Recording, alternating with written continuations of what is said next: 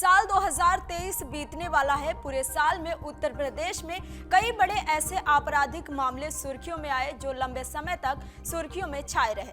कहीं पुलिस ने एनकाउंटर किया तो कहीं अपनों ने ही परिवार को मौत की नींद सुला दिया।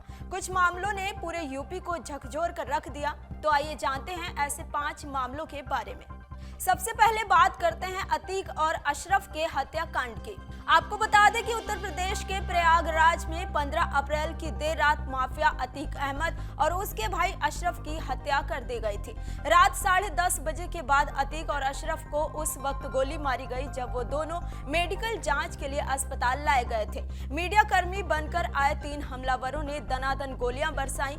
एक पुलिसकर्मी और एक पत्रकार भी इस घटना में घायल हुए थे। जैसे ही गोलियां चलने लगी, वहां मौजूद पुलिस और अन्य लोग जान बचाने के लिए इधर उधर भागने लगे। जैसे ही अतीक के सिर में पहली गोली लगी तो वह वहीं गिर गया। हमलावरों ने उसे ताबड़तोड़ 8 गोलियां मारी। बता दें कि माफिया अतीक अहमद को इसी साल 28 मार्च को उमेश पाल अपहरण कांड में उम्र कैद की सजा सुनाई गई थी। अतीक के साथ 2 अन्य आरोपी दिनेश पासी और सौलत हनीफ को भी उम्र कैद की सजा सुनाई गई थी। हालांकि अतीक के भाई अशरफ समेत 7 आरोपी दोष मुक्त करार दिए गए थे।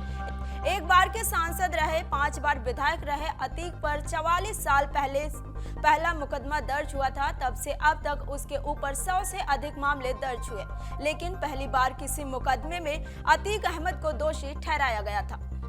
अब बात करते हैं देवरिया के उस कांड की जिससे कांप उठे थे लोग। बता दें कि यूपी के देवरिया जिले में रुद्रपुर कोतवाली क्षेत्र के फतेहपुर गांव में 2 अक्टूबर को सुबह 6 बजे जमीन के विवाद में एक पूर्व जिला पंचायत सदस्य की धारदार हथियार से काटकर हत्या कर दी गई थी। इससे गुस्साए पूर्व जिला पंचायत सदस्य के पक्ष के लोग दूसरे पक्ष के घर में घुसकर पति पत्नी और उसकी 3 संतानों को गोली मारकर और धारदार हथियार से प्रहार कर हत्या कर दी गई थी, जबकि एक बेटा गंभीर रूप से घायल हो गया था जिसे मरा हुआ समझकर हत्यारोपियों ने छोड़ दिया था। पूरी घटना में 6 लोगों की हत्या हुई थी। इस घटना से यूपी की राजनीति में हलचल पैदा हो गई थी। घटना में 2 दर्जन से अधिक लोगों पर नामजद FIR हुआ और उनकी गिरफ्तारी भी हुई।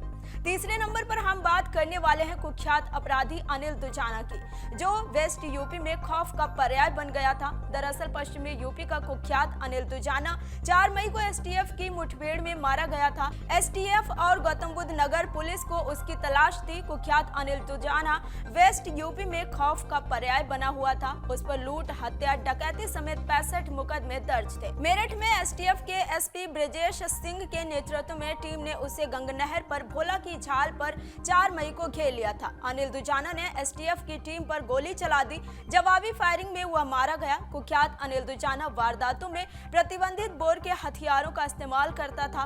जब वो जेल से बाहर था तो उसके गैंग के पास से AK-47 और 30 बोर 9MA जैसे प्रतिबंधित बोर वाले हथियार पाए गए थे। वो दोनों हाथों से पिस्टल चलाता था। पिछले कुछ वर्षों से उसने सहारनपुर से नोएडा और इटावा से लेकर फैजाबाद तक अपना गिरोह फैला लिया था। अधिकतर जिलों में उसके गिरोह के सदस्य बन गए थे। वह यूपी का एक बड़ा डॉन बनना चाहता था। इसी मकसद के साथ वह बहुत तेजी से गिरोह को बढ़ा रहा था।